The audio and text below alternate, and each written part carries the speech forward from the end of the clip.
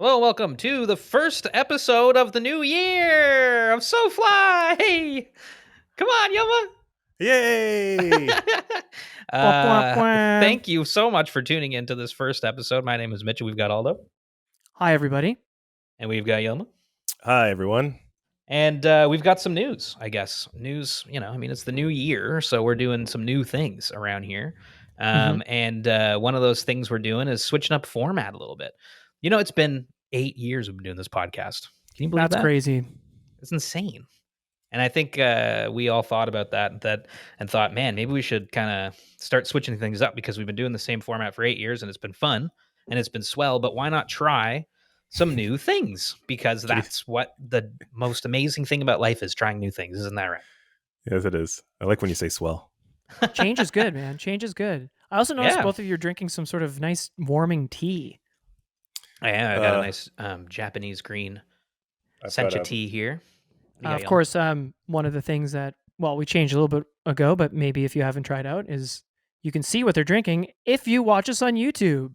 That's right. The full podcasts are available on YouTube if you don't want to pay for iTunes or Spotify.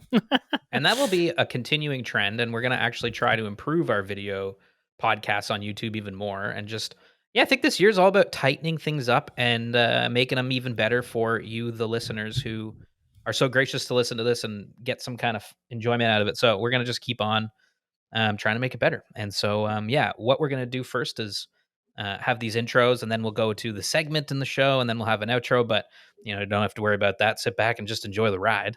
And like Aldo said, keep tuned into our YouTube because we will be perfecting that as well. Yeah, I think we'll be kicking off every show like we normally do with an intro, but sometimes on our show, what we'll do is we'll check in with a community calendar or stuff that's happening in the province or some other stuff, and we'll get that right out of the way in the beginning. And of course, actually, what we'd love is if more people emailed the show with questions and stuff, and we'd love to, hear from you guys and answer those emails at the front end of the show, and then you'll hear the segment. Usually that's going to be a guest, but sometimes maybe it won't be. And the other thing is we're going to sometimes have best fishing story ever. Sometimes we'll have fish factor fishy. It's not going to be as formulaic in that sense. We're just going to have the segments in when they are the best possible quality that we can bring to you. More to come as well, more changes to come and more fun things. But I think this is going to be a really interesting year of just, switching things up, trying new things, and trying to make it the best it can be. And only the hardest flactor fishies. Oh, yeah. Yeah. No, they're going to be... Right, Yoma? Yeah. They're going to be next level. They're going to be next level. You better watch out.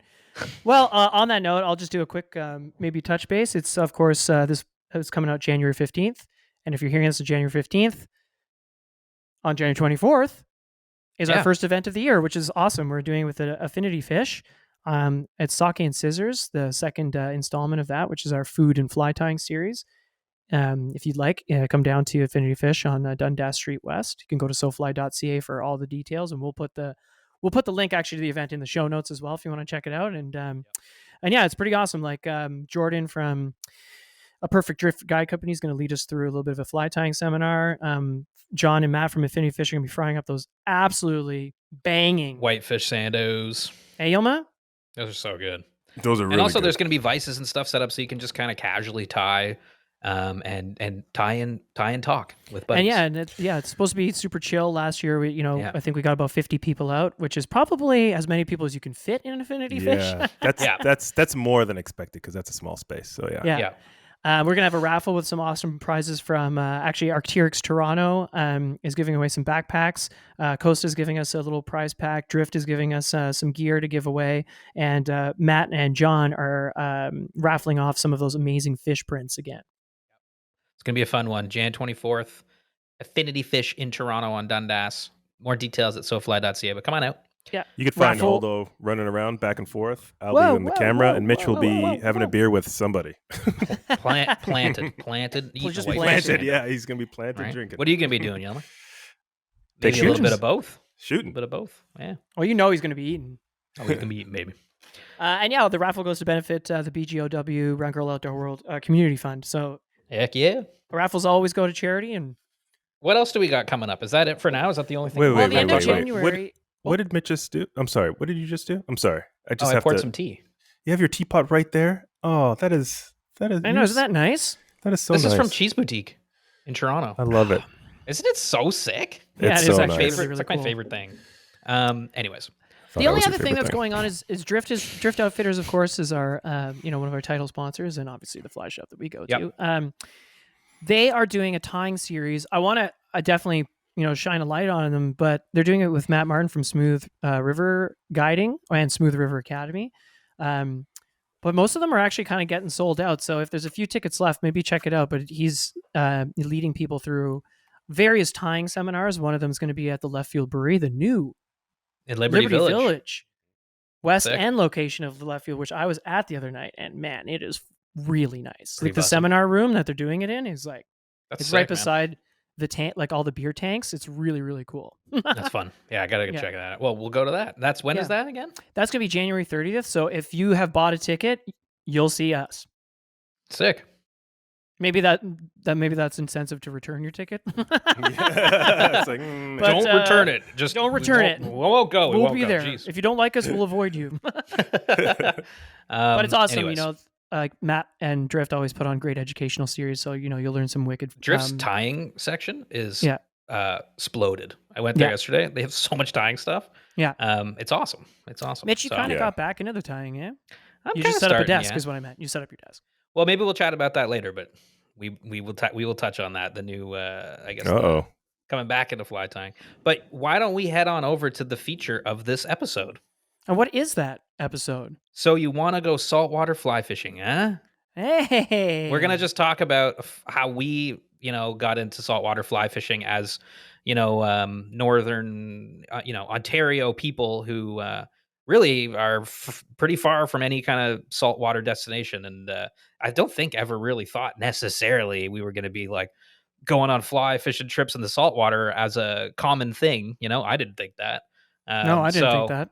we're going to talk about how you can do that, how it's maybe not as daunting of a thing, but we'll get to that right after these words. So you want to go saltwater fly fishing, eh? Well, there you go. It's a very good thing to do, and also, we get it. It's a fun thing, especially if you're not from a salty region. If you're from fresh water or even a northern climate that's far from any kind of salt water, fishing is a very, very different thing to do. So, good choice. I guess the first thing to say today is this episode, this segment's not specifically going to be about like fishing techniques for all these different species of fish you can catch in saltwater. I mean, that's a whole other show. In fact, like we've done some of that. You can go back and listen to our back catalog of shows from Bahamas or Texas Totally. or Tobago or Mexico, and you can hear some of those tips and tricks of how to, fish. But Because I don't know about you, Mitchie. If I start talking about bonefish, it's all we're going to talk about. I mean, it's like, you could talk talk about about how to bonefish. catch a bonefish on a fly is a whole thing. It's the whole thing. This episode's not about how to target fish per se. This is like you decided you want to go saltwater fly fishing, or maybe it feels like it's out of reach in terms of just like, I don't know, it's such a big thing to pull off. I don't even know the first thing about doing it, or it's like, oh, it's going to be more complicated than I think. We're here to tell you that it not necessarily is, and we might have some tips to help demystify and break down the barriers that might be in the way for you.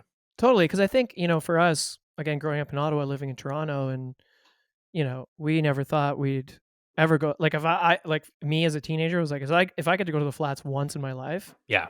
amazing. But then you start doing it, and like, obviously, we do this for SoFly, but I've been on a lot of personal trips too, because it's Yeah. just like, it's turned into something that, again, I feel more comfortable doing, Yeah. and one time I didn't. So 100%. I never really apart from SoFly has been awesome for us in that sense. But if it wasn't for SoFly, I don't know if I necessarily ever, maybe I would, I don't know. But I feel like just like you, growing up was like, oh man, the saltwater is like a whole other world. It's not really my place. I don't know how to do it. And it seems so out of reach, like complicated. Maybe one day I'll find myself on a beach and I'll just cast. But to plan out a DIY, fly fishing trip on the salt could be a big thing. But today it's to show you that it's not necessarily as hard as you think to get out there if you have the money to do it. And obviously money is another kind of just factor that we're not really going to get that deep into, because you can do it for pretty good price, or you can pay a ton and go to some really amazing place. So the money is just, you're going to have to kind of figure that out. But the bare bones is flights and accommodations. If you're listening to this and you got 15 grand burning a hole in your pocket, just go to the Seychelles and take us Yeah. with you. Hmm. But We'd yeah, love to go. but this is I think Mitch, that's perfect, man. Like, it's all accessible. I think it's Yeah. more accessible than people might think. And I feel like people from Ontario and Canada, they travel well, and Yeah. sometimes we're trying to get away from this winter that we all Yes. share, so Yeah. what, and the other thing is, we get this question a lot in our DMs. We get this question a lot in our emails, so we thought, hey, why don't we, this might be a fun way to kick off the year. It's winter now, it's January, and we're just Exactly. like, let's see if we can introduce some people to the flats. I mean, definitely a bit of a disclaimer, we are from Toronto. Yeah. It's a major metropolitan city with a major airport. It's really easy for us to fly places, and most places direct. But that's for you, it might be different. Don't be scared of a flight, or heck, like, I know a bunch of people that drive to Florida from Toronto, and you could potentially drive to the flats. That's the coolest thing about North America, is like, it's crazy. You could get in your car, pack it for a saltwater trip, and just spend hours getting there. But you could drive from your driveway to a beach. Like, it's kind of wild. Yeah, it's really cool. So I think today we're going to bust it down in a few, like, easy to digest steps in terms of, like, getting yourself there, and kind of what to prep and pack for, and like a bit of demystifying that as well. And then we're like I said, we're like you said earlier, we're going to jump on with a guide later. You'll hear from a guide later, and then we'll and he'll break down more of what you can expect on a guided day, and that's Captain David Dinsmore. So we'll hear from him a bit later. Yeah, I think first of all, like, one thing too, just this will be kind of DIY how to do it, but we definitely recommend, if you can do it, having at least one guided day, because you're just going to learn so much from that guided day, and you'll have the best shot at fish. Obviously working with someone that knows that area, and its job is to take you out and go fishing. So highly recommend a guided day. It's not 100% necessary, but that's what we're going to talk to the guide later about, what to expect on a guided day. Absolutely. DIYing it up. This is a DIY kind of trip, and so let's jump into it. What's the first, I guess, thing here? It's like, you think, oh man, it'd be cool to do that. What's the first thing I got to do? I feel like these kind of work hand in hand in a way. It's obviously your budget. Where can I go, and what can I afford to do? Yeah. But in thinking, what's my budget? Also, what do I want to fish for? Like, there's some, you can do the tropical flats thing, where, that's probably the most romanticized thing in fly fishing, which is like bonefish, tarpon, permit, in the flats of, let's say, Belize, Mexico, Tobago, or the Bahamas or Cuba, especially if you're Canadian. Which is cool. Which is cool. It's such, like, the tropical place is such a different thing from our fisheries, that it's quite an experience, and it's beautiful. Yeah. And we've been to Texas a bunch for redfish, but it's certainly not the only place you can catch redfish. You can go to Carolina, you can go to Louisiana. Do you want to do a flats trip, an inshore trip, or do you want to do a pelagic trip? Like, something, we've recently had a whole month about talking about billfish and marlin on the fly. Like, you can do the open water stuff too. So there's really a lot now in terms of, like, gear and stuff that have unlocked a lot of fish. So I think for me, the first thing is, like, what do I want to catch? Or do I want to put myself in a scenario where I can catch a few different things, and just kind of, like, learn and be in a warm space. So, I think what we'll do is we'll probably talk about places we've been, because at least we, from that regard, we have a little bit of, I'm not going to say expertise, but we have experience. Yes, experience, exactly. And I think that's another thing that's valuable, maybe valuable about this, is that we're new to it too, relatively. I mean, you've got much more experience than I've got, like, a few trips on the salt, so it's like, we'll kind of have that conversation. We'll be guided by our not pro saltwater thing, and kind of being new to it as well. But for today, like, for the sake of today, why don't we say we're gonna go fishing in the Bahamas, and specifically want to target, like, bonefish? That sounds good to me, man. Yeah, I mean, that's a do you good want to go trip. right now? I kind of do. Like, I know it's sunny out today, but, like, oh my god, it's so cold and windy. Oh, like, just thinking about fishing in the Bahamas right now for bonefish is, oh my god, ever so tantalizing. Okay, so we're gonna go fish for bonefish in the Bahamas. Why don't we start? Which is something me and you have both done, so that's probably Yes. This is probably a good together. Yeah. And it was a DIY trip. It was my first tropical fly fishing experience in Long Island, Bahamas. and it was kind of a DIY style trip as well, Mhm. where we were just going with some friends to kind of find spots and pull it apart a little bit. And obviously, Long Island is a pretty cool spot because it's an island, in the Bahamas, and so it's just like very accessible. All the shores are it's just one long skinny island. You can drive the whole thing in a car Yep. and stop and look at flats and say, want to try that? Want to try this? And there's, apart from bonefish, of course, all kinds of other species too. So it's just like an exciting place to be because it's so Yeah. tropical salt water. Yeah, and I think, the Bahamas is a very accessible place too in terms of flying there. Like most airlines fly to Nassau, and then from Nassau you can take puddle jumpers to Yeah. these the smaller islands. What is it like? Bahamas has like over 200 islands in the chain. Isn't that crazy? Wow, So that's crazy. so it's like, there's a lot to explore, but Yeah. for sake of this podcast, like, what's Yeah. step 1? Where do I want to go? What do I want to fish for? And Yeah. we've landed on, hey, we're going to go to the Bahamas. We're going to catch some bonefish. But the cool thing about Long Island, Mitch, Yeah. is that it was a multi-species kind of thing. Like, Yeah, exactly. you can hit the beach for triggerfish and jacks and barracuda, and Yeah. we even we had some spinning rods with us too for nighttime snapper fishing so that we could like So catch cool. lunch. Which is also like, maybe something you might want to try to do. Just like, sure, you can go fly fish all day, but then like when we come back at night, yeah, with like Mark and Dan and Roman, and they had like spinning gear, we would just surf fish and yeah, Mm-hmm. exactly, catch dinner. Like pretty freaking fun. Sit on a rock and just look at the ocean and catch a snapper every once in a while. I mean, sounds good. Sounds great. So yeah, you've got your location, you know what you're kind of wanting to fish for. So then it's like, okay, well, how do I prep and what do I pack for? I would say I like step 1 being like, is there any kind of water or um some sort of like health concern? And what I mean by health concern is like, if you go to Mexico, don't drink the water. Yeah. That's a very simple thing. There are shots you can take like Dukerol that'll Yeah. because the last thing you want to do is literally shit yourself.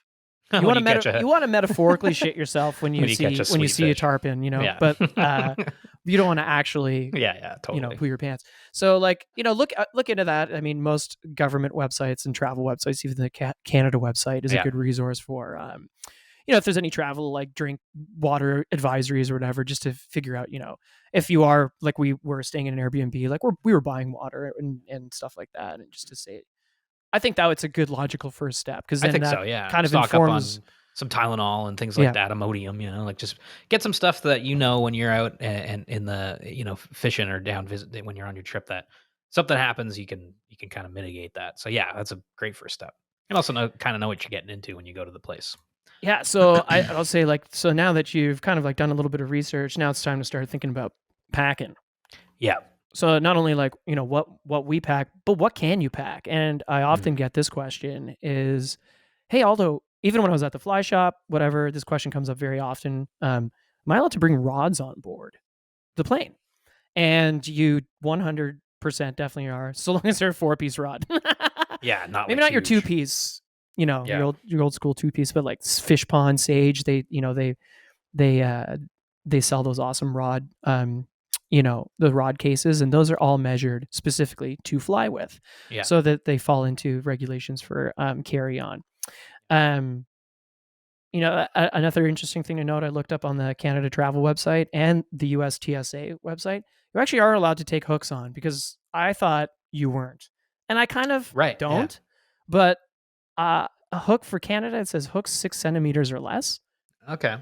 and then for the US, it even says on the website, and we'll put these links in the show notes, but it even says actually the verbiage used is small flies are okay to carry on, which is kind of interesting that they said that. Yeah, because it's sort of like, I don't know, subjective maybe. Like that would be the only worry I have. It's like, hey, for me, I would probably. Yeah, like having done it before, what would you do now? I mean, I would probably check my flies, just because like the last thing you want is to get stopped at the gate or at security and like, they take your flies and then you just don't, worst case, you check them and maybe you lose a bag for a few days, but what's worse is losing them completely. So I don't know, but with this rule, and like, I didn't know about this either, like this idea of small flies being okay, I would definitely look into that more and create maybe a little go box for my travel, like my carry-on luggage. So I know I have my rods. I've got like my small box of flies. So if I do lose my flies, I'm covered, I can still fish. But those flies are all, obviously like allowed in terms of the size. I think that makes the most sense. But then check, the bigger thing of flies so that you have more when you're down there, because Totally. it's not necessarily, well, there's definitely not like fly shops just around everywhere for you to go get flies, right? So Definitely not. yeah. Yeah. And I think that brings up a really good thing. Like, I think I try to carry on, and like, obviously we're always bringing cameras, so we'll take the cameras out of the equation for now. But like, if I, in an ideal world, I try to carry on everything I can Yeah. deal without. So like, I'm obviously taking on the rods and the reels, and it's happened was where I checked the rods and reels once. The one and only time I did, they didn't show up, or they were a day late, which is like, you paid a lot of money. You've probably saved up for this trip. You're looking forward to it. Yeah. You want to be able to fish. Yeah. So bring your rods on board for sure. Bring the rods on board, and I always pack like one set of clothing, maybe even two, because the stuff's pretty lightweight that you can fish with, and so that at least you can go out on the water with. So like, I carry everything on that I know that I'm going to be using, so that it doesn't get lost, and I can. I'm not saying airlines lose baggage very frequently, but it happens, and that's it does like happen. a trip ruiner, right? So yeah. And it's like, so yeah, I mean, look, do some research on what flies you can bring on the plane, and definitely try, but then check other stuff, and then bring your rods on the plane because, plus they could, you never know too. Like, I mean, a rod could get smushed or something in a bag. Like, like the luggage transport on planes isn't necessarily like a delicate process all the time, right? So like, I don't know. You have this really prized rod. Like, I don't know. I would feel weird checking it, You know what else I do? Because this always happens is they've reconfigured planes to like fit as many human beings as possible, and sardines. So for someone like Adis, that sucks, but we're short guys, so it doesn't really bother us that much. Good. But they tend to always need people to volunteer to gate check things. Yeah. Which know what, I don't mind that at all. Gate check's great. Usually, and it's always free. Yeah. They're always like, oh, we won't charge you, and you just like. Yeah. You just give it to them, and I love gate and then it's waiting stuff for you the second you step off the plane. Like, gate check doesn't bother me. If it's a pain to bring it on board and throw it above, I mean, there's like general travel stuff. I like gate checking too, because it's like right there. Okay, but fishing stuff, then you're covered for that. Generally speaking, and we could talk a little bit more about like specific fishing stuff we would bring in our in our arsenal. But what about like clothing? Like, where do you start with like the actual like, because the thing is, like, we say clothing, but like, no, like when you're saltwater fishing, like that's part of your gear. You need like to make sure you're protected from the sun, and what are you wading in, and like totally, there's just a lot of variables to that as well. So I think obviously like off the top, you can go saltwater fishing in cold places, but for like striper fishing or something like that. But I think even with cold, the main thing is sun. You're gonna be out in the sun, and for argument's sake, remember, me and Mitch are going to the Bahamas, baby. Yeah, that's right. The sun is our major concern when we're fishing. So my personal thing that I've kind of got down now is from toe to chapeau. How do you do it? From toe to chapeau? Yeah. Okay, so obviously I always have a cap. I like just a baseball cap. Ball cap. Obviously I'm wearing this awesome corduroy Chums one. Probably a little heavy for the salt. So I like these lightweight ones. And if you're watching on YouTube, I've got a Reddington dry, kind of a drier, lighter fit ventilated hat in my hand. Those are awesome. Sunglasses are a huge thing. Massive. You have to spot these fish, especially if you're bone fishing. You have to judge your distance, and spotting them is key. So I bring two like techie pairs of sunglasses, and I bring like a fun pair like you're wearing, Mitch, like your Sullivans. But for the flats anyway, I've got the green mirrors. I think those work really well for me. They're also really great for the rivers up here, but green mirrors are copper and amber lenses, and what they do is they really allow you to cut through that glare in inshore scenarios, so shallow water scenarios. And then I have my low light sunrise silver mirror glasses. Cloudy. So for cloudy days and at the beginning, at the end of the days, and what they do is they're kind of like a highlight lens. So not only are they polarized, but they actually like boost up all the. And it's pretty crazy how well they. Oh yeah. I was skeptical. I'm not gonna lie. Oh man, I actually use them for driving sometimes when it's dark, because just everything's brighter, so it's like it is pretty rad. But Yeah. sunglasses, like most of this type of fishing that I mean, all the saltwater fishing that I've done has been very visual. Like you're spotting Redfish. tailing fish, you're spotting literal cruising fish underwater, you're spotting nervous water, like just moving water, so there's maybe a fish under there. Like you're spotting things, so you have to see. It's not like maybe fishing up here where we can just kind of go to a waterfall and start casting. It's not like that. It's very visual. So Yeah. sunglasses are key. For sure. Yeah, it's almost like it's kind of like you're fishing with your eyes more than your rod, because you're kind of rarely casting. Yeah. So you're prospecting and you're hunting with your eyeballs. You're not pitching casts into a deep dark lake, or like a river that you can't see the bottom of. Totally. So yeah, then your head's good. You got your chums on. I got my chums on so the things don't fall off. And I think you wear a buff? Do you go buff from there? So I've really liked these hooded sweat shirts. I really like them when they have the thumb holes because it covers my hand. I don't like wearing gloves, although sun gloves definitely That's a thing. True. I never thought about the thumb hole. But what I love about the thumb hole is, especially when I'm just prospecting and I haven't spotted anything yet, it keeps my hands from burning.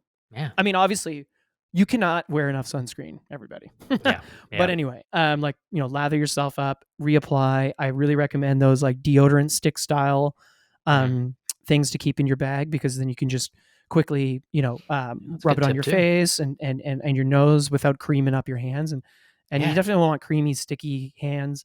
You don't want to be handling your stuff. You also don't want to be handling your flies because it leaves a scent on. It could potentially ruin a shot, especially at a permit. Yeah, because they have such good sense of smell. But anyway, I really like these hooded technical shirts. I'm wearing a Costa one right now. I keep the hood on all day as opposed to a buff. And why I like that is that I find that like it protects me from the sun, but I also get airflow going and it keeps me relatively cooler. I find sometimes when I'm in the buff, it's strapped so tight to my face that it's just like hot. Yep. But I know, like Nick Kennedy, our good buddy Nick, he always fishes with a buff because he's got that delicate Irish skin. Right. Yeah. So he's like, he lathers up and he puts a buff and he puts a sun shirt on and he wears gloves. Yeah. Like he is like. Well, this is the thing, like, sun fishing gear has come a long way. Like these technical shirts are really impressive and they do protect you from the sun. And yeah, the hood thing is cool because you can take it on and off. So I actually might start with getting more into the hood shirts. I just, what do you do currently? Well, what about your pants and your boots? I'd love to know that. Oh, true. My bad. I go two ways with pants. When I'm walking the flats, I really like a bathing suit and leggings. Yeah. Or a bathing suit and like almost knee thigh high like socks or like 3/4 legging kind of things. And I just find like the first time I ever went, I had these like Patagonia pants and they were great and they were quick dry and all this stuff, but they were so loose fitting that when you're walking through the flats, it's just a kind of like literally a drag. Yeah. And I know, I was just like, I know there's this one customer at Drift that also always said it spooks fish. Maybe I believe that. He catches a lot of permits, so maybe there is. But still, it just feels like so much material that's wet and everything. Like that's what I found because I kind of had that going. So the shorts, the swimsuits, like so you have pockets, and then the leggings to protect you from the sun. That's right. And then down to your boots. And then down to my boots. I wear flats boots for sure, like the hard bottom. There's those neoprene like almost like water shoes that you slide on. Yeah. Those are good too. I just find that if you're going to be walking a lot and in a DIY scenario, it probably means you're walking a lot. Yeah. You're walking a lot. So I just find those are a little bit more comfy because they're almost like sneakers, and the hard bottom is important because you do walk on sharp coral and seashells and, God forbid you step on a sea urchin without one of them. or even like a ray, potentially, maybe it just offers a bit more protection, but at least it's a peace of mind too. You're walking around the ocean, you've got nice solid base on your ankles and your feet. I think it's super important. And definitely wear socks and there's like there's wet wading. They make wet wading socks. I would definitely wear socks because sand is going to enter these boots no matter what you do. So it's nice to keep the sand away from your because what it'll do is it'll chafe, and then once it starts to chafe, man. Yeah. Then you get little blisters, and then the blisters in the salt water is no fun. No, exactly. Another way to just kind of ruin the trip and not want to. do it again. So yeah, I think honestly, I've kind of just gone back and forth on what the heck my setup is for salt. I haven't done it enough to really hone in, but Right. I think I'm gonna next time I go out do basically exactly what you just said. In the past, I've done stuff like I always wear a ball cap. I've done the buff thing. Obviously, got my glasses on, trying to sunscreen as much as I can, but forget all the time, and inevitably turn into a little tomat. And then I've done stuff like a Hawaiian shirt, t-shirts and stuff, and first of all, it's like the t-shirt thing can be really hot, and that's like you do really get hot, Oh, like it's really easy to heat stroke's Yeah, definitely a major it's a concern. big So thing. Yeah, at least so you like on the Bahamas trip, like we're talking about. So I've done that, and then I've done like the kind of drying pants, but again, it's so much material that gets wet and kind of just feels weird, and I don't like that. And now the boots thing, I've figured out, even though I do think that I would prefer a thicker wading boot with a sock, because right now I've got the Sims kind of like neoprene boots, which have a really hard sole, and they're sweet, but I don't know. I feel like if I was gonna really walk and wade purely like that for days and days, like just get something you strap on your feet for 8 hours and go fishing. Like these booties are a bit more scuba boots, so you can kind of take them off fast and stuff, which might be good if you're in and out of a boat. But I think like pure wading, I would rather a sock and a thick boot. Mm. You know? Yeah, I mean, like to each their own. I know a lot of guys that like those little booties too, but Well, Dotson put me onto them. He's like, man, they're sick. Like I love them, and so I was yeah, like, sweet, and they're dope. I like them a lot, but yeah, I'm the yeah. sneaker style guy. I like that. But that I don't stuff. really wear a sock with the neoprene boot, so I did get sand in my boot in the Bahamas. That's annoying. It's just like literally little rocks grinding against your foot for 6 hours, like it's I not know. a great thing. And you're sort of just like, whatever, because you also, well, in my case, have a sunburn and then, probably, indigestion problems. And so, yeah, you got to think about your comfort. And, I don't know if this might be obvious to lots of people listening, but it wasn't to me. And I was Googling lots of stuff like, what the hell do I wear on the flats to like have a good day? Because it's not like up here, No, so yeah, definitely that's not. kind of the clothes setup, I would say. Yeah, and then from a bag, I've definitely I'm well, I mean, when we're bringing camera stuff, so this is a consideration for me. I like a backpack. I feel like the weight's more centered, and like you know what I mean. Like I feel sometimes with the sling packs, you're like on one shoulder or something. My little like the Fish Pond Thunderhead, like the waist pack. Sometimes I'll like if I'm trying to fish and shoot and carry a lot of stuff, I'll actually wear both. Yeah. So I'll put the backpack on, and then I'll have the waist pack in front of me, like on my gut. Yeah. And then I have all my fishing stuff in my waist pack and all the camera stuff and like my water. Definitely need like bring lots of water. 2 water bottles full. 2 liters. Bring down. You definitely should bring down like a reusable water bottle, like a like a Yeti camel pack. Just get a little camel pack. Eh? That too. Maybe some cool thing you can do like that. Yeah. But a backpack for sure, because you might be going up deeper than a waist pack sometimes, or if you're exploring, so a backpack just kind of keeps everything. Lots of space. It's generally comfortable and it stays out of the water. So, but you probably want a dry backpack. But even still. That's the other thing. Would you say you're going backpack? Because you were doing waist pack last time. I would do if I was by myself. Like I mean, I look over at you and you're Sherpa like a lot of our stuff, brothers. So thank you. But if I was by myself, and next time I probably would put a backpack on because it's just the easiest thing. I think the most comfortable thing. Waist packs are cool, but first of all, if you're going in and out of the water, and then also like I don't know, there's something about them that just feels like kind of a pain. Like a backpack you can throw on, and you don't even have to fuss with it. I will say this about the waist pack on your gut. Make sure you're clear in your line if you actually do catch a fish. Right. I lost a bonefish once because it started to run, and I wasn't managing my line very well. Yeah. And it wrapped around. It wrapped around like one of the things hanging off. Oh man. I think one of the zipper pull hanging off the bag, and then just like the line stopped, and then the leader snapped, and I lost a fish. And that sucks. Yeah. So definitely be mindful if you are going to do with that backpack and then gut setup, which I actually do find really handy. Don't hang anything off of it. No. Don't hang anything off of it. Just try and stay as slim as possible. I know that's another reason these sun shirts have become really popular. Yeah. Because I've heard some people come back from drift and be like, oh man, it's an awesome trip, but I was wearing a button-up shirt and the fucking line got caught in the button and lost the fish. And I'm like, that might be a little bit extreme, but I mean, it does happen. Sure. They do make great button-up shirts, and actually, I noticed Sims in Patagonia, they've changed to a snap button. So I think to try and That's cool. Alleviate that problem, because I think people do like the button-up shirts for sure. I actually like the button-up shirts because the just the material feels right on me, and also the airflow is really nice. Good. Dude, you look pretty good. Dude. Oh, I feel like I kind of look like an archaeologist or something, you know. I've got the you were sleeves rocking rolled that up. one in Texas. You were rocking that one in Texas.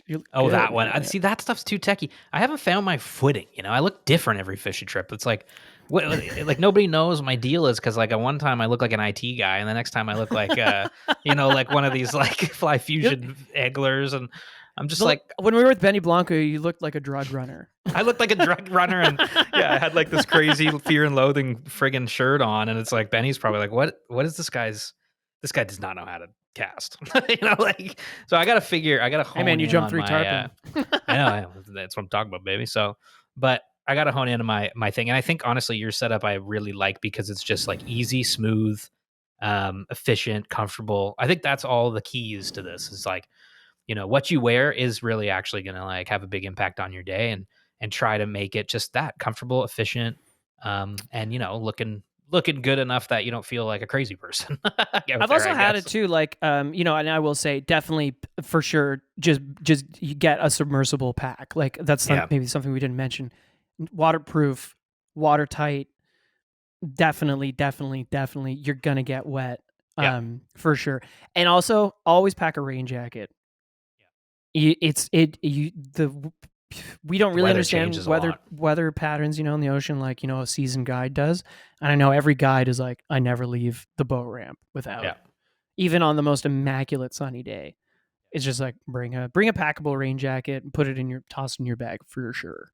Yeah, no, for sure. I mean, like when we were in Miami, you know, like remember the weather changed like crazy. It was super windy that day, so it was just like systems moving in and out. Mm-hmm. We got soaked, you know. Then it was sunny, and then it was like it's sunny, and it's like whoa. Without a rain jacket, you'd be like miserable, you know. So rain jacket's obviously very. Because even in the tropics, like I know it sounds insane, after you get wet, you can still get pretty cold, especially if you've been like nothing but really, really hot all day. Yeah. I don't know. Maybe that's just me. No, it's true. So I mean, all to say, like you know, sweat that stuff and do some more research on the kind of gear that might be suitable for you. But yeah, I think like we obviously wear like Reddington and Coast to Sun shirts and those types of things, and they're wicked, really good pieces of gear. Yeah, and like I mean, we obviously we're big fans of Chums, but like they have these awesome like, you know, waterproof phone cases, and I know that, you know, iPhones are waterproof these days, but saltwater is a different beast. And they also float. These cases float too. That's true. That's right. So if you drop them, you can keep them. They have a lanyard, you can keep them, and you know, I'd look into little like stuff like that too to keep your non-fishing, you know, important gear, like maybe you're something to keep your passport and your wallet in, you know. Just trying to stay dry, because everything's wet when you're waiting. And that's another good thing too. It's like, think about all the little packs, you know, like to hold your phone is a good one, because you take your phone out to take a picture of a fish, and like we've literally seen it happen with Joe in Texas. Like he was filming Chloe reeling in a redfish, and he lost control of his phone and it fell into the ocean. And then luckily they were only in like 3 feet of water. So you see the phone float down. It was recording the whole time. It's so sick. You see the phone float down, and then like 10 seconds later, you see Joe's hand come and like pick it up and pull it out. But you know, if you were in a flat that was maybe up to your waist with really fine sand, that phone could just like into the thing, and it's like, see you later. Yeah. So this type of stuff's good to think about. All the little details are gonna like really make the trip. I think that's what it is. For sure. Yeah. Sorry, I kind of interrupted you there. No. I was saying I think that's the main thing, aside from obviously learning how to fish, which of course, like you said, is another whole other podcast. But what I learned from trip 1 and now is like, just all these weird little things that you don't really think about because you're so focused. You're trying to like think about everything that you're just like these things tend to slip. The little small things. The little deets, buddy. That's what makes it great. You know, it makes everything. Bring yourself a little snack. Because No. Well, I mean, you're walking all day. You're burning cows. Oh, you're like bring something to eat. Bring a snack and you know, Ziploc bags. Your Tupperware is your best friend again. Oh yeah, keeps things dry, keeps things high. So before we get into the guide interview, where we're gonna ask our guide, you know, what to expect on a guided day. So let's say we've we're going down for some DIY, but we have a guide for the day. He's going to tell us sort of all the things you can expect there, how to prep, but maybe just like some bullets on just a few tips for fishing. So like you've got all Sure. your gear, you're actually there now. What are just some light sort of, kind of all encompassing saltwatery things we've learned? Sure. I mean, yeah, let's stick with the Long Island thing because that Yeah. was very DIY. From a fishing gear standpoint, like I try to, make sure that your gear is all like anodized steel. Yep. Stainless steel rusts. I learned that the hard way with one of my Quickly. Leatherman. Yeah. So now, I mean, you don't have to spend this kind of money, but Mitch and Yilma bought me this amazing pair of hatch pliers. Yeah. And they're also kind of a multi-tool. They have like snips on them. We also have our Able nippers. That are saltwater rated. I always have a hook hone on me for sharpening hooks, especially if you start fishing for jacks or barracuda or something, or even tarpon. Doesn't matter what it is, really. Well, A so much really coral and everything else. a really sharp hook is really necessary to drive some of these. Last thing you want is a permit to take you fly, and the hook's just a little too dull for that thing to get. Yeah, true that. And Can you then imagine that being the reason? That would be so whack. yeah, it would be My whack. hook was too dull. Like, oh my god. Yeah, so check your hooks for sure before you start fishing. They definitely don't. You don't. There's some days where I've caught run up on bonefish schools and it's like the easiest day.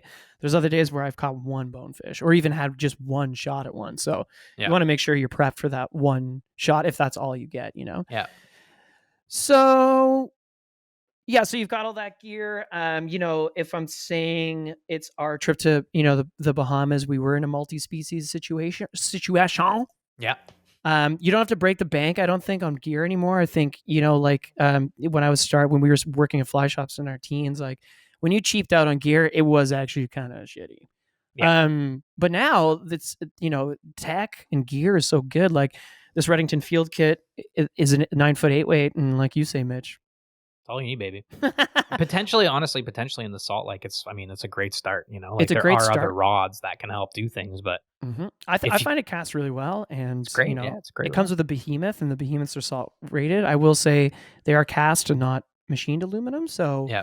they're a little bit more delicate. And but anyway, I've taken to really loving these grandes. Those are dope. That's a great, but Great reel. anything you get, and especially if you're shopping, I always said this to people shopping in at Drift when I worked there.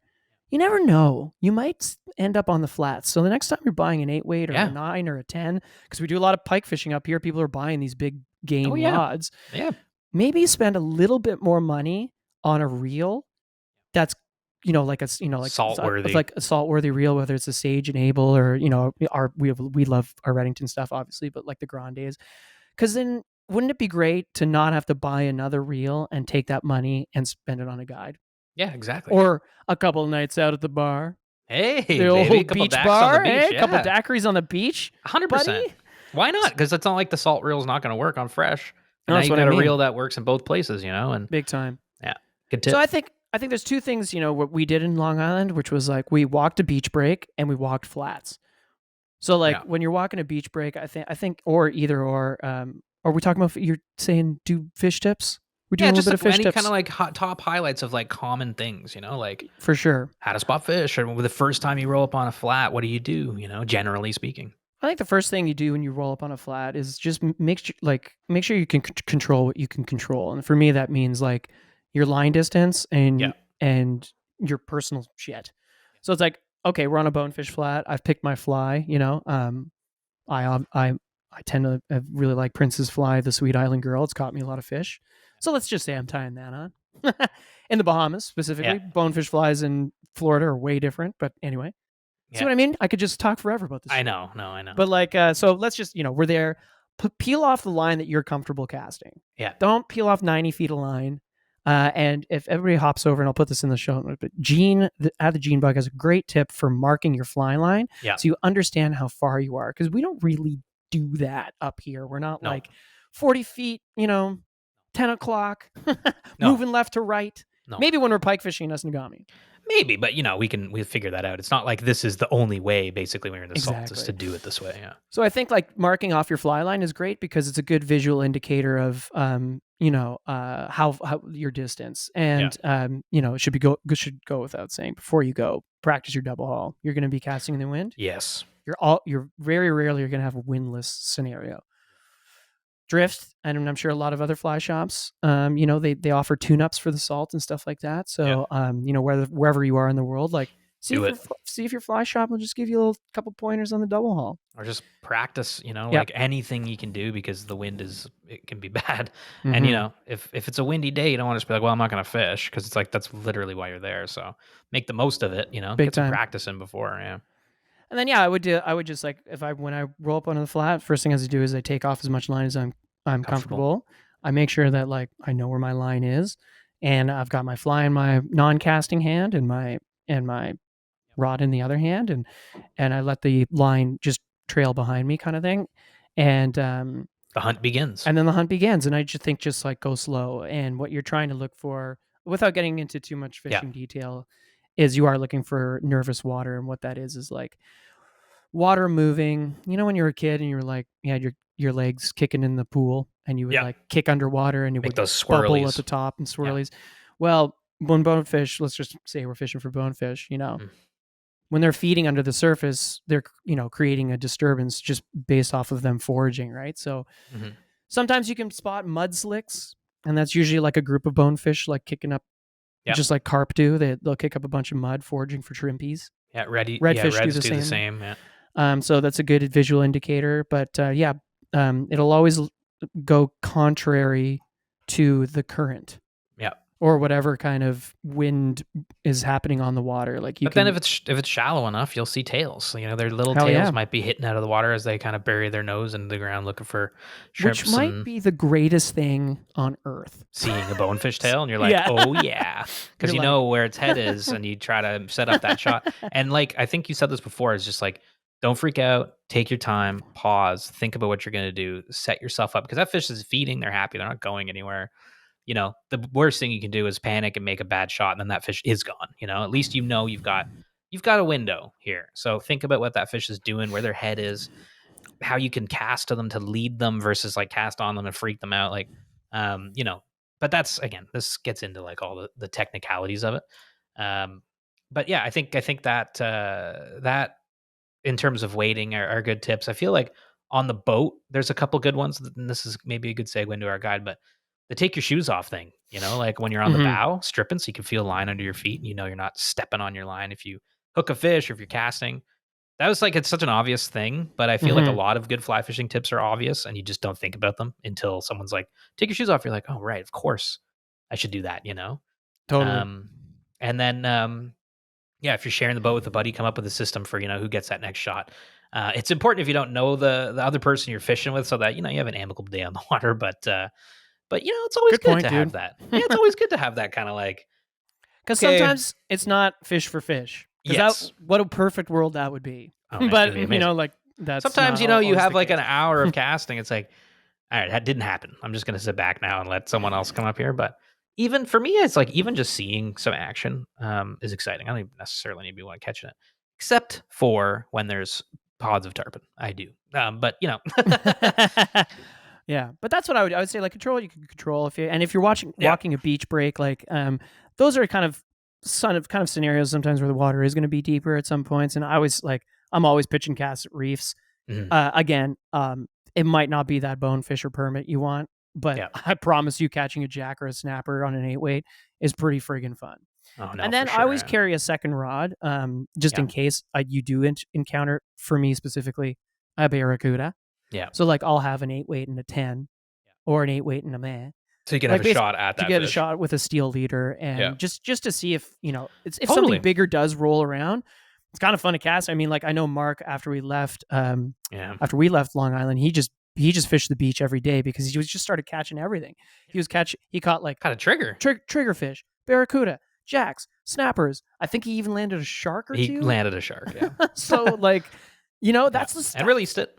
I think that's the fun thing about saltwater is like, I think we get caught up so much talking about bonefish and permit because they're amazing fish and they're these amazing species of fish that, we can fly fish very easily. But if you're on a DIY trip, you've never done it before, like it's really cool to just like, it's really cool to catch fish. I don't know another way of putting that. And every time. But those fish too, like, dude, and you pull them up and you're just like, I've never seen colors like this. Like a blue runner. Yeah. Beautiful. It's the craziest color of blue. Yeah. And it's like, sure, it's not like your target species, but like, yeah, if you're walking a beach break, like what we did the first time we went to Mexico in south of Tulum, we were looking for those, we were looking kind of for anything, and we we're like kind of signs of life. And same thing, we're looking for bait and fish following bait and nervous water, and and sometimes we could just spot snook, like they're huge, the ones that we were seeing. So sometimes you get to see them, and so the beach break thing can offer a lot of different types of scenarios, I think, anyway. Yeah. Because like it, all of a sudden it could drop off to like 10 feet, and that's usually probably a fun place to, if you wanted to do the prospecting thing, as opposed to like waiting around to spot something. That's a place where you could do it because. Well, and if you're, I guess one last thing too is if you're really new to it, like myself, it is good to be cognizant of the nature around you and how to, exist in it without, causing any damage, but also watch out for, how you behave in that ecosystem in terms of any other predators, right? Like, two things I learned: one, shuffle your feet when you walk. So if there is a stingray kind of near you, it'll feel you coming and it'll scoot off, versus stepping, which, you could step on it. So that's one thing I learned. I was like, oh, right, that makes sense. Shuffle around because, you want to just allow stingrays to kind of move on. And the other thing is, if sharks are around, just don't start thrashing in the water and freaking out because they're probably lemons from what I know. They are, they're not going to do anything. Maybe sometimes they get a little inquisitive and come over, and which is certainly intimidating. Which is definitely intimidating, kind of freaky, but don't let that get to you. It got to me, and I started like running around, and all those like, stop moving, because remember, like I've told this story in the cast before, but I hooked a fish when we were in quite a deep flat because we were just exploring, and maybe that wasn't the best spot for us to be fishing, but we were exploring, and because it was just hard wading, so it was like waist deep, and we're like surrounded by mangroves. It was it was kind of gnarly. But I catch a fish, and then a barracuda eats it right away, and it's just like blood in the water. I'm like, whoa. That was my first experience hooking anything in tropical water. I was like, okay. And then the blood's kind of going in the water, and then sharks just start coming at the thing, and then they start kind of going past the blood and just coming at us, and I'm like, I'm out of here, I'm gone. And I was like, don't run.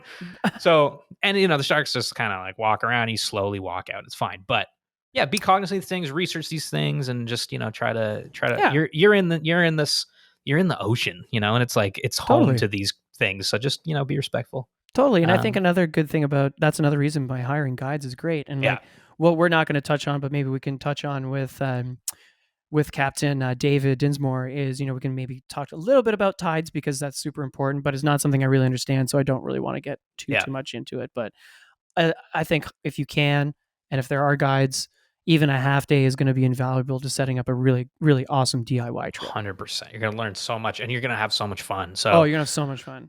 Oh, let's switch over and hear from our guide now about a day on the water, and we hope you enjoy. David Dinsmore is a flats fishing guide based in Islamorada, Florida, former platform diver from Team USA and the University of Miami men's diving team. Originally from Columbus, Ohio, David was recruited to the University of Miami to join their men's diving program and was introduced to the Everglades National Park, Biscayne Bay, and the Florida Keys while attending UM.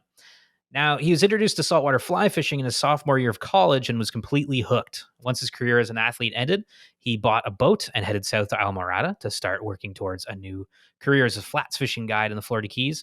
He's now entering his third year in the Keys and his first full season as a full-time fly fishing guide. But today's on SoFly. David, welcome to the show. Thanks for having me, guys. Yeah, thanks for coming, man. Really appreciate you taking some time just to chat about, I guess what people can expect on their first saltwater fly fishing guided day. Because, we've been doing this whole episode here talking about just how to get into it from a beginner standpoint and what to expect, I guess, because it can be kind of daunting for people that have never done it. So, stoked we get to chat. Yeah, man. It's awesome. Yeah, I'm really looking forward to it. And definitely like a cool path into fly fishing, like platform diving into guiding. Like that sounds pretty rad. Yeah, kind of stumbled into it in college. I fished growing up, and then I had a fly rod and messed around with it a little bit in Ohio, and then saw all the Yeti films, and learned about bone fishing on fly, and once I kind of saw what saltwater fly fishing was, and I was just infatuated with it. Couldn't get enough. Yeah, it's I definitely understand that. Heck of a place to do it as well. The Keys has got to have a ton of fly fishing opportunities, right? Yeah, plenty.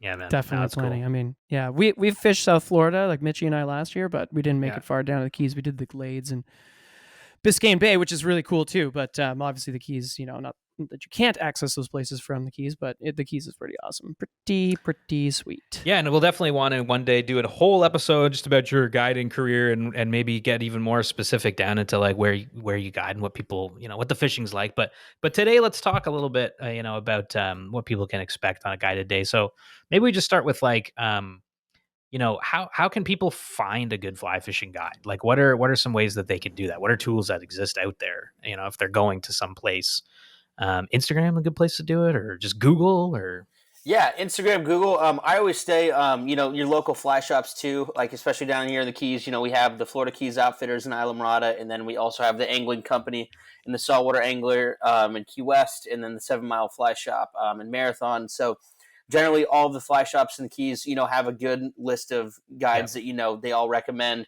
All top notch. So, always start with the fly shop, and then from there, Google search, Instagram as well. A lot of guys, instead of they'll work through an outfitter, but they're their own individual business. So right. they'll have their own website and everything set up, so you can book directly through their website. So, like everyone has it set up that way, but like a good way to start would definitely be fly shops, and then Google, Instagram search. Yeah, that makes sense. No, fly shops makes tons of sense because obviously, these They're vetted. you find people that are vetted, I guess, through another organization, which is probably good. Yeah, definitely. um, Okay, so they found their guide, David. They're coming to fish with you, obviously, and Yes.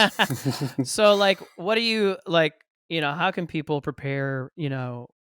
Let's say they've made up their minds they're going to go. They've packed their bags. They're coming. What can they do to prep for that trip or that day? Yeah, so to prep for a trip, everyone always says, no matter what kind of fly fishing trip you're going on, practice your cast, make sure you're comfortable with everything. And then, with a lot of people, that'll prep people for the salt, they'll say, oh, you need to be able to cast 80 feet. You don't need to be able to cast 80 feet. Like a lot of the times, a lot of our shots are between 20 to 60 feet, a lot of more 20 to 40, but it's a lot more about accuracy. So, when you think about it, instead of a drift boat, you're standing on the front of a flat skiff. So generally, you'll either be on the deck or on an elevated platform.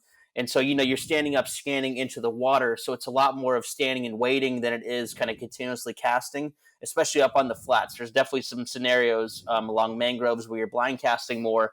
But, you're generally standing on the front of the bow with the fly rod in hand.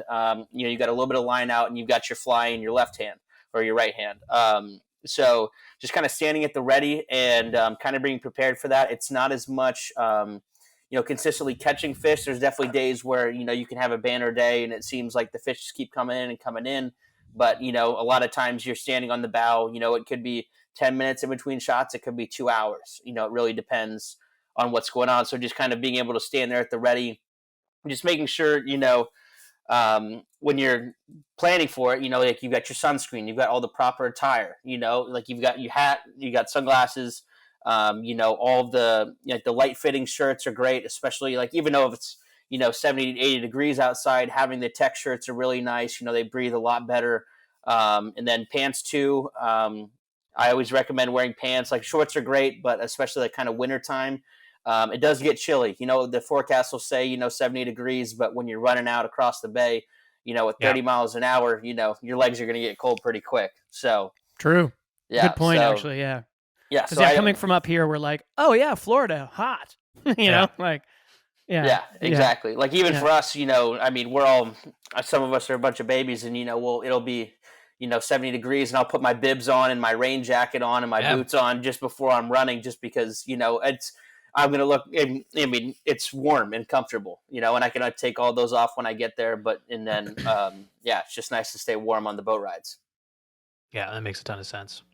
And then when it comes to, because we've been talking, it's funny, we talked a lot about like, Aldo and I too were just talking about like what people can wear. And it is like, it's nice to hear you say it because it's like, it's important what you wear, it could throw off your whole day.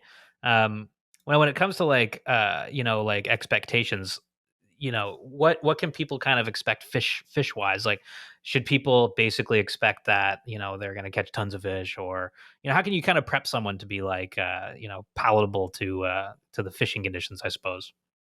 Yeah, so every day is different, and kind of the best way to think about it is, if you book a trip on a river, those fish in a certain stretch of river, those fish are live in that river all year round. So they might not be biting that day, but the fish are always there. Whereas sometimes on the flats, you could have a group like the day before, you could have had 100 bonefish come by, go back, check the next day, and it's a barren wasteland. Mhm. So it kind of like it's the open ocean, so these fish move around a lot.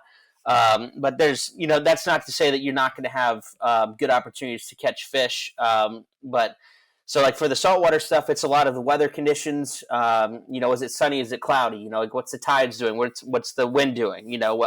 What's the current doing? Like, there's so many different factors that go into it from like a guide's perspective, and for the angler, you know, I think just to be prepared, you could hit two or three spots in a row and not see a thing, and then that fourth and fifth spot it just lights up. So it Yeah. could be just sometimes it's time of day, sometimes it's a certain tide or the wind or whatever's going on. But there's some days where you'll pull a couple flats and it's a little bit quiet, and then you'll pull into an area and then all of a sudden you catch five fish in a row.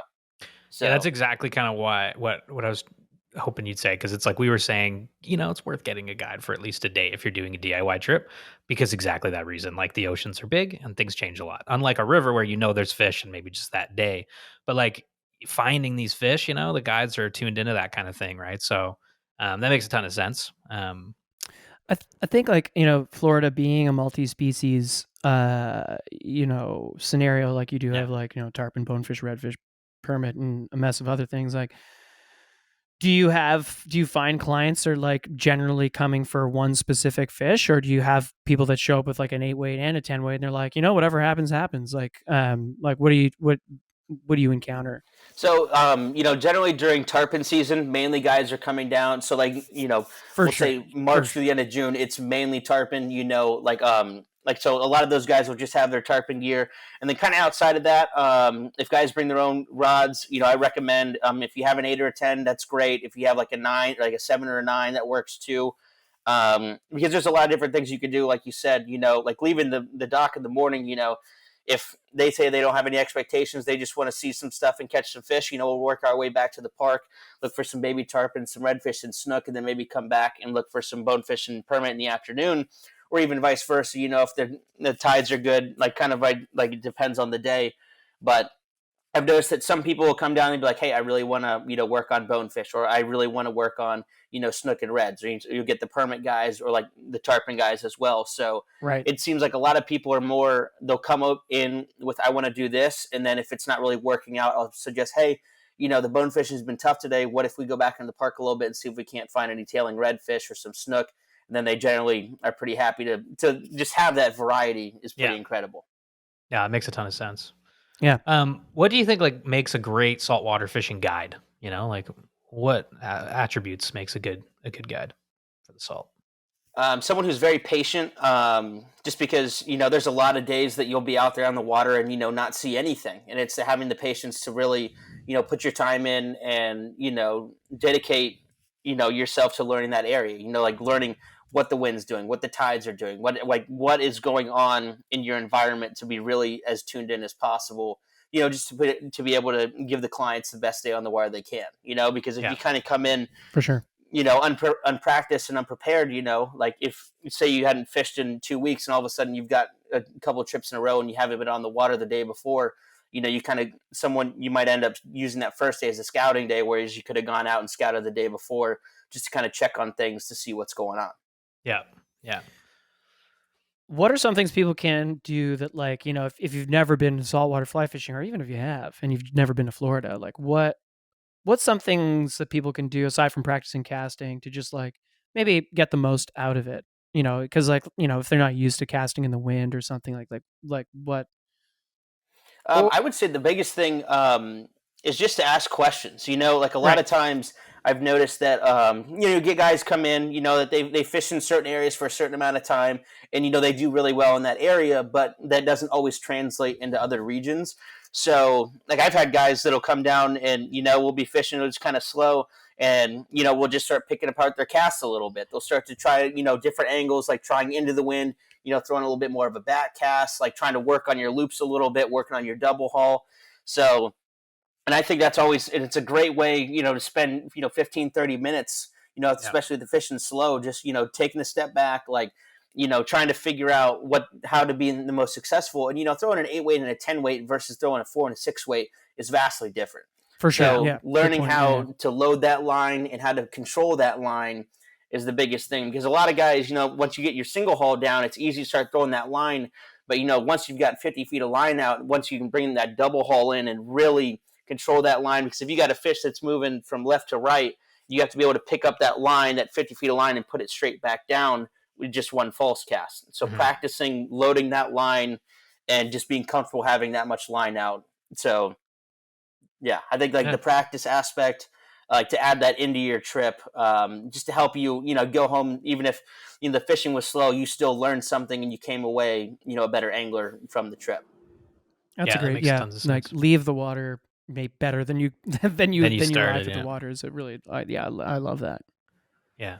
Yeah. Do you have like a story about like a really, really awesome guided day, like a really awesome client that stands out in your memory as being, like, oh man, that person, really stuck with me? Um, Or even a type of person if you don't have a specific case. Yeah, I mean, like the one, I think the most recent, I had a guy who came down and, we threw, it was a spin and fly trip. So, we caught a bunch of fish on bait and spin.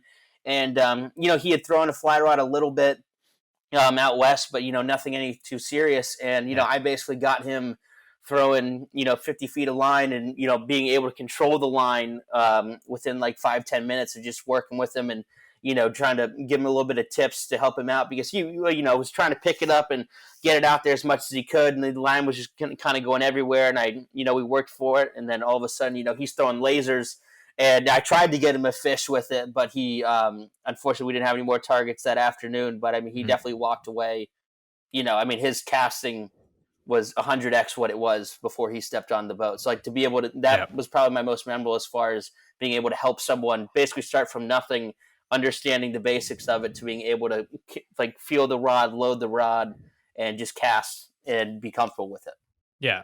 I guess the big thing I'm getting to then is like, listen to your guide. If you're gonna go on a fishing guide a day, just be receptive to learning, be open to trying stuff, and not be shut down. And like, I think if you have a guide a day, you have a great opportunity to like, learn from an expert, and also, it's kind of fun, like just to have that kind of back and forth with another angler who really knows their stuff. So yeah, that makes a lot of sense. Yeah, and I would also say another big tip on the boat, like you were saying, listen to your guide. That's crucial on the flats, because bone fishing, for example, yesterday we were out and we were fishing an area that had a lot of light bottom, but there was a lot of brown, darker patches. And on the bow, you can't see as much as the guide can because he's up about 3 feet higher than you, so he cuts that glare a little bit more than you can. So. My buddy that I was fishing with, he's like, you got, 10 fish doing this at this clock. And I couldn't see those fish, but I pointed my rod to where he said those fish were, and I just cast it out there, even though I couldn't see them myself, but I trusted that I was throwing it where he said. And, he said bump, bump. So I just was listening to him, because I can see the fly, but I can't see the fish. So I'm just listening to him. And then when he said hit it, I just stripped back and then all, had a bonefish on. So just really like trying to hammer home that it's a team effort, and like, like it's not just the angler up on the bow, like seeing something and I'm just, pushing you along for 8 hours. It's a teamwork, like working together.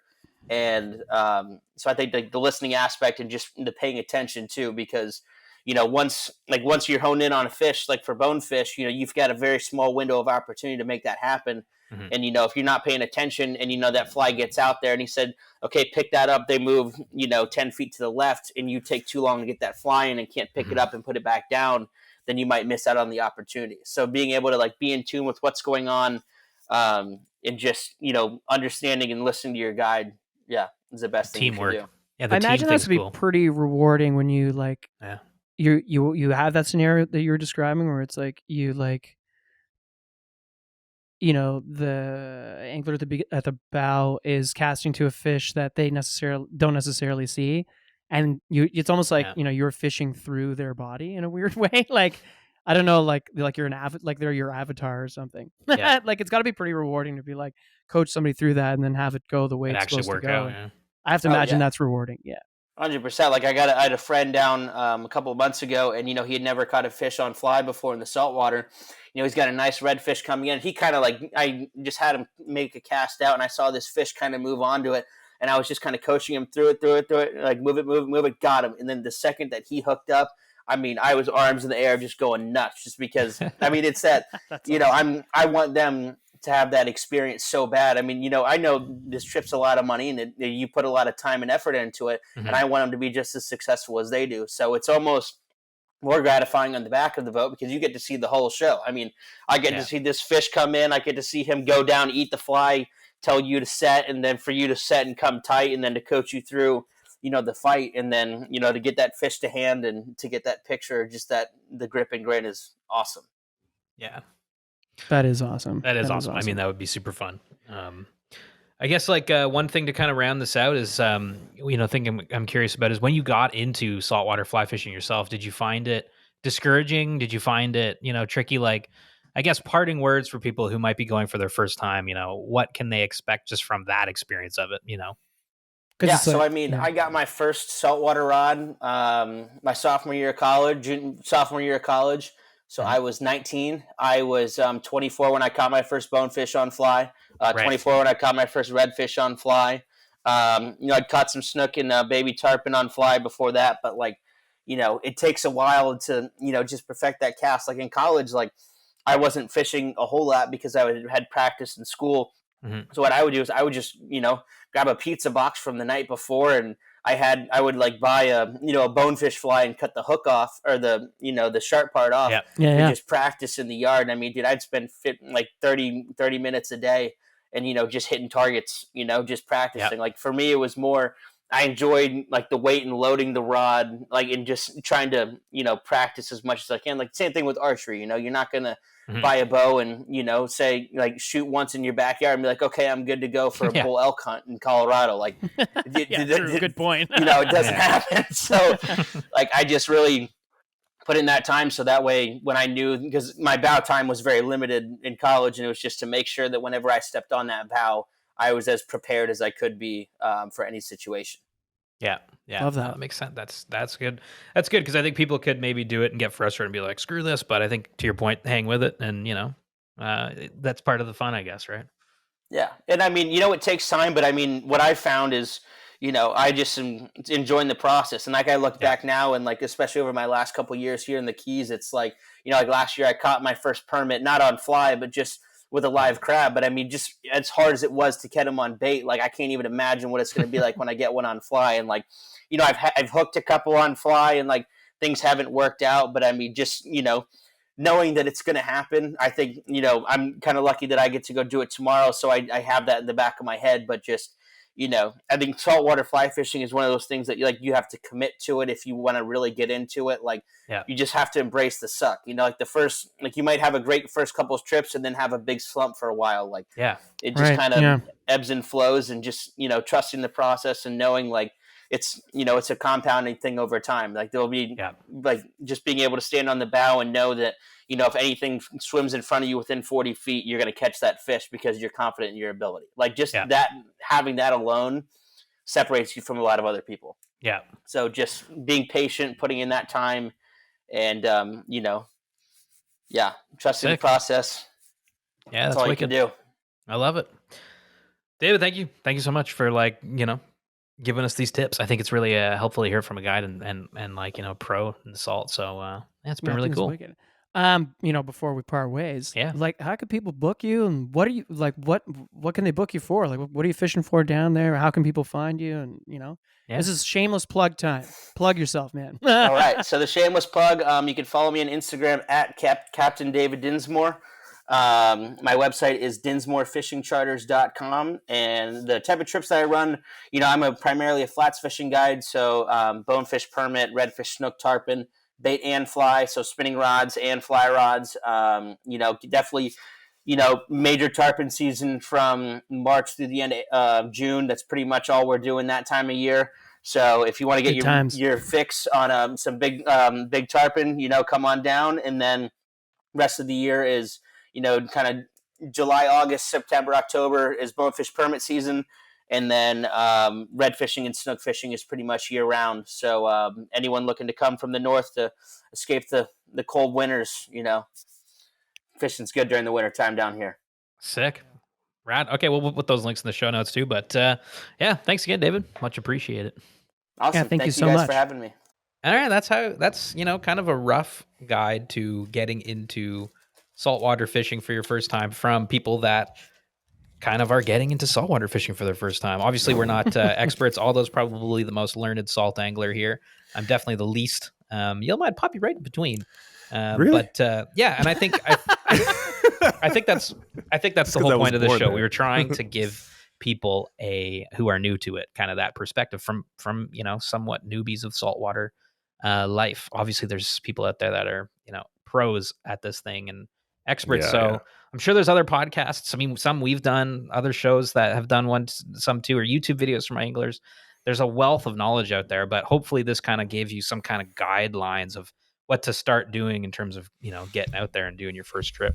Totally. And listen, if listen to our podcast. Like if you listen to our Texas shows, like we've got really knowledgeable guides on there talking about redfish. Yeah. We've got Joe Gugino talking about stripers. If you want to get into the striper fishing thing, we have a back catalog of all kinds of salt. All of our salt trips are documented on hour and a half long podcasts where we got into the details of it all. So go back, check those out. Mexico, Tobago, Bahamas times both like Bahamas, multiple trips. The Mexico Texas trips, multiple times. So I would say in summary. Oh, sorry, Emily? No, I actually was just doing a little dance. I just actually forgot what I was actually going to say. So. Oh, no. I would say in summary, like if you're going to plan a trip, like obviously figure out what you can afford. And then from there, figure out what you want to fish for. And then from there, load your, do some research on how to fish for that and where to fish for that. And load up on some of the, the flies and the leaders and the terminal tackle and the rods that, you might need. And you don't necessarily need to break the bank anymore. And I would say go to your local fly shop for that kind of advice, or, email us at info@sofly.ca. Then start picking out your loadout, like your essential gear, which is like, I'd say, definitely clothing, boots, sunglasses. Yeah, I think that was the big thing maybe people take away is it's pliers. Like, people think fishing gear and stuff, but it's like, in a way, that's kind of the easy stuff. It's like when you're out there, you want to be comfortable, having fun, staying safe. So, I mean, we're talking about clothes and gear in that way, but it's really important. Like you're out there, so. Yeah, you're out there for get yourself a good reusable water bottle and make sure you're drinking lots of water. I think a hook hone is very essential when you're down there. Oh shit, that's a good point. Because your hooks are always. You want them to be razor sharp because some of these these beasts. Learn your double, practice and learn your double haul, and definitely practice and learn your strip setting and actually, don't trout set. If you go to Gene, our buddy Gene, the Gene Bug, has a wicked tip on marking your fly line. Because for some of us that don't think in yards too often, or feet in terms of shots, marking off every 10 feet of your fly line can be really, really handy to understand where you are in your cast, so that when you see something that's or your buddy or your guide says 60 feet away, well then exactly. Or at least a better idea. To get it out there. So keep I'd say keep on exploring. Keep on exploring people. As a final thought, hopefully this was a nice sort of entrance into showing you it's not as scary or intimidating as maybe you think it is. But hopefully you guys enjoyed that one. What do we want to talk about now? There's something I wanted to say, but I can't remember what it was. Oh yeah, fly tying. Well, why don't we just say this? It's like, we know a whole Rolodex of guides and even DIY people that can help, so just email us for some help and we can put you in touch with the right people, Hell yeah. I've gotten back into fly tying. We've noticed. Oh, do you have a picture of your desk? Well, didn't I send it to you the other day? I know. Maybe I can. That was me being like. Did you bring your desk back to from Ottawa? No. So I've had this desk for a little while now, and Steph, my wife, was using it for work, and she hadn't been sitting there in a little while because she goes in. Oh, it's incense. She goes into work, so I was like, I'm gonna turn that into a tying desk. It's like the perfect tying desk because it's got the little cubbies and stuff. You can put all the materials in. Anyway, so restocked some stuff. Got all my stuff I've had for literally 20 years in my tackle box. Which, by the way, I don't know if anyone else does that. Great thing to do if you Smart. Yeah, it's like during COVID, I was like, I need to organize my fly tying stuff. I was like, man, a big Plano box, you know? Well, It's got all the check this out, shelves Mitch. for everything. Yeah. I know a few people that sew for a living, Okay. that use tackle boxes for all their sewing stuff. So essentially, it's the boxes. same thing. Tackle boxes are great, man. you know? But yeah, I've reset it up and been kind of getting back into tying. And Well, you said See? you went to Drift and bought some material and stuff. yeah, I went to Drift, stocked up on some stuff to make this specific fly I saw on Instagram yesterday, tied by the one and only FB Fly Tying, which is on Instagram, Frank Brassard. Oh, okay. What was it? What's It the pattern? was a baby gonga. Okay. Well, what is know it? what Is the it a fly is? streamer? Is it It's a streamer, yeah, with like a polar fiber. It's like a articulated streamer with a polar fiber spun head.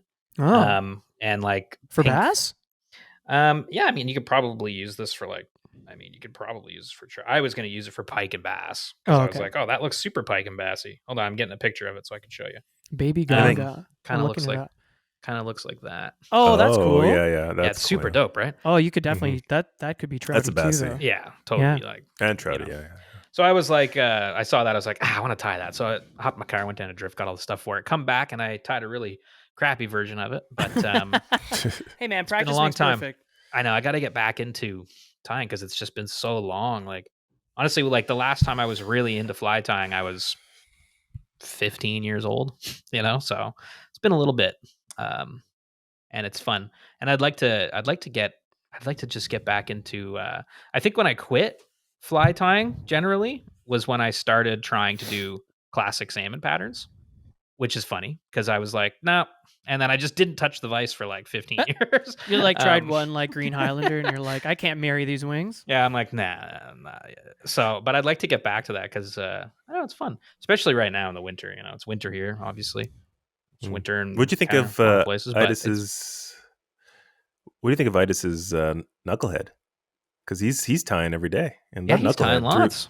Yeah, that was a Yeah. really cool fly. I'm excited to use that for a pike. Interesting this pattern. summer. Yeah, interesting pattern. It's got a big foam head on it. Yeah. Streamer. Yeah. Big chunky streamer. Yo, Mhm. Mike Crap, Yeah, shout out to Mike Crab. your tying is wild.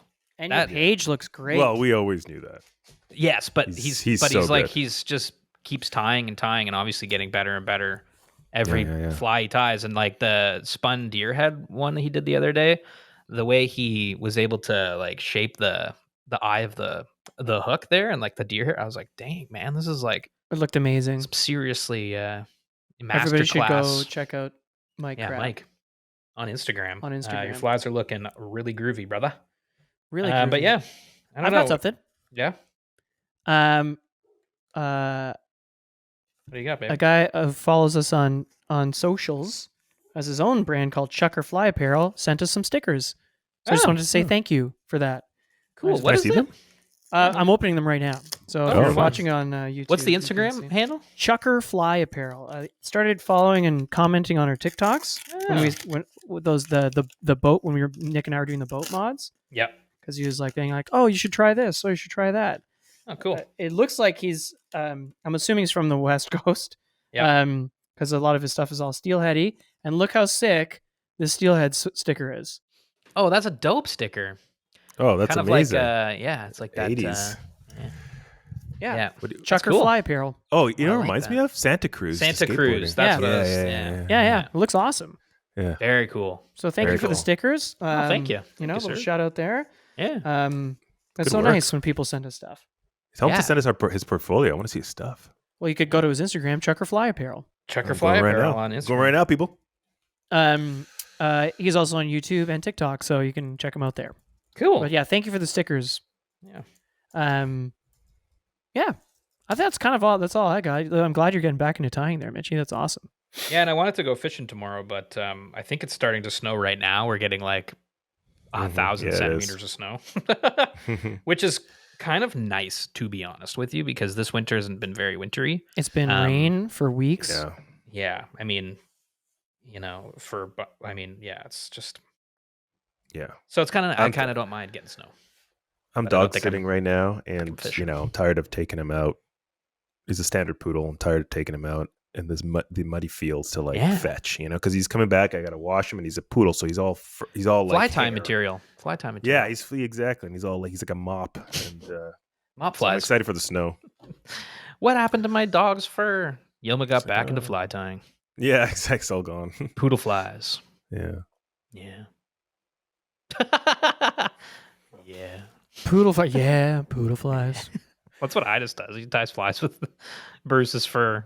A lot of people do that, I think.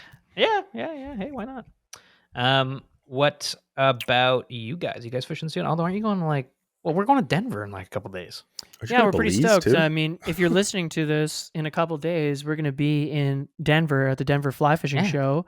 We'll be at the Reddington Rio Farbank booth. So if you're around, I mean, not for the entire time, but Yeah. you could probably find us there if or we'll be wandering around, being like, "Whoa, what is this place?" That's exactly what we're gonna do, and just like interview people on the spot, try to Yeah. get some stuff for everybody. But stay tuned because we'll be doing a show on that.